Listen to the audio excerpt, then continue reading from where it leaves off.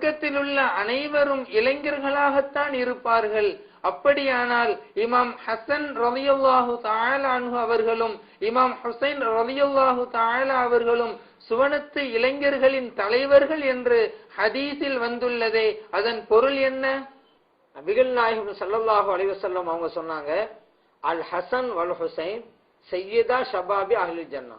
இமாம் ஹசன் ரலியல்லாஹு அன்ஹு அவங்களும் இமாம் ஹுசைன் ரலியல்லாஹு அன்ஹு அவங்களும் சொர்க்கத்து வாலிபர்களின் இரு தலைவர்கள் அப்படின்னாங்க. இந்த ஹதீஸ் திருமதியில பதிவு செய்யப்பட்டிருக்கிறது. அதனால இந்த கேள்வி எழுது. இப்ப நபிகள் நாயகம் ஸல்லல்லாஹு அலைஹி வஸல்லம் சொல்லிட்டாங்களே சொர்க்கத்து இளைஞர்களுடைய தலைவர்கள் இந்த ரெண்டு பேருன்னு சொல்லி, சொர்க்கத்தில் இருக்கக்கூடிய எல்லாருமே இளைஞர்களா இருப்பாங்க. அது நபிகள் நாயகம் ஸல்லல்லாஹு அலைஹி வஸல்லம் சொல்லி இருக்கிறாங்கல்ல. சொர்க்கத்து வாசலுடைய வயது எல்லாம் 33ஆகத்தான் இருக்கும். எல்லாமே இளைஞர்கள் தான். இங்கதான் இளைஞன் வயதாளவர் அப்படிங்கிற வேறுபாடெல்லாம் இங்கதான். இவர் கிழவரா இருக்கிறாரு, இவர் வாலிப பருவத்தில் இருக்கிறாரு, அந்த வித்தியாசம்லாம் இங்கதான். இவங்க எல்லாம் சொர்க்கத்து போயிட்டான்னு வச்சுக்கிறீங்களேன், எல்லாருக்கும் ஒரே வயசு தான், 33 வயசு. அல்லாஹ் குர்ஆன்ல கூட சொல்லி காட்டுறான்ல, இன்னா அன்ஷஅனாஹுன்ன இன்ஷாஅன் ஃபஜஅல்னாஹுன்ன அப்காரா. அந்த சொர்க்கத்து பெண்களை எல்லாம் இளம் பெண்களாக நாம் மாற்றி விடுவோம் என்ன சொல்லி தர்றோம்.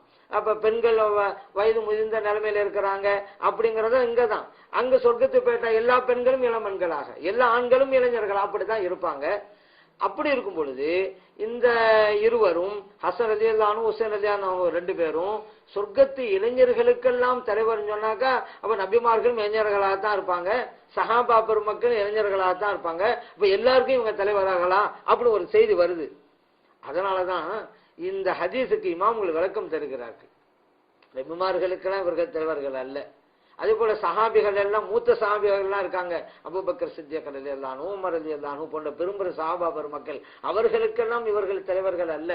அப்ப இளைஞர்களை தலைவர்கள் சொன்னா இந்த இளமை பருவம் ரெண்டு வகை. ஒண்ணு என்ன, உண்மையிலே இளமை பருவம் இந்த உலகத்தில் இருக்கும் பொழுது ஒரு ஆளு இளமை பருவத்தில் இருக்கும் பொழுதே இறந்து போறாரு. அப்படி எத்தனை பேர் இருக்கிறாங்கல்ல, இளைஞர்களிலேயே உயிர் துறந்தவர்கள் எத்தனை பேர் இருக்கிறாங்கல்ல. இப்படிப்பட்டவர்களில் சொர்க்கத்துக்கு வந்தவங்க இருப்பாங்க. இந்த உலகத்தில் இளைஞராக இருந்து இறந்து சொர்க்கத்து வந்தவங்க இருப்பாங்க. இவர்களுக்கு தலைவர்களாக இருப்பார்கள் இமாம் ஹசன் ரலியல்லாஹு அன்ஹு, இமாம் ஹுசைன் ரலியல்லாஹு அன்ஹு அப்படிங்கிற ஒரு விளக்கம். இன்னொரு விளக்கம், இந்த இளமை அப்படிங்கிறது வீரத்துக்கு சொல்லப்படும்.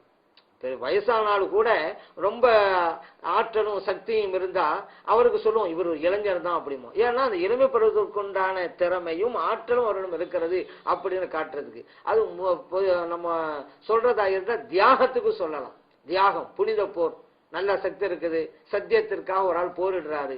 அவரு வயது முதிர்ந்த நிலையில் இருந்து போரிட்டாலும் கூட ஒரு இளைஞராகத்தான் தென்படுவார். காரணம் போர்க்களத்தை நிற்கிறாரு சத்தியத்திற்காக.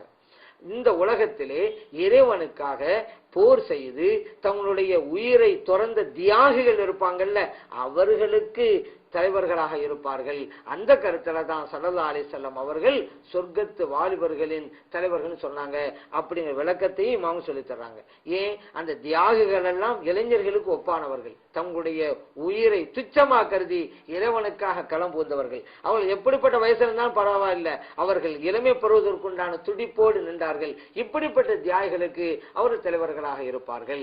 இப்படிங்கிற விளக்கத்தை இமாம்கள் நமக்கு சொல்லி தருகிறார்.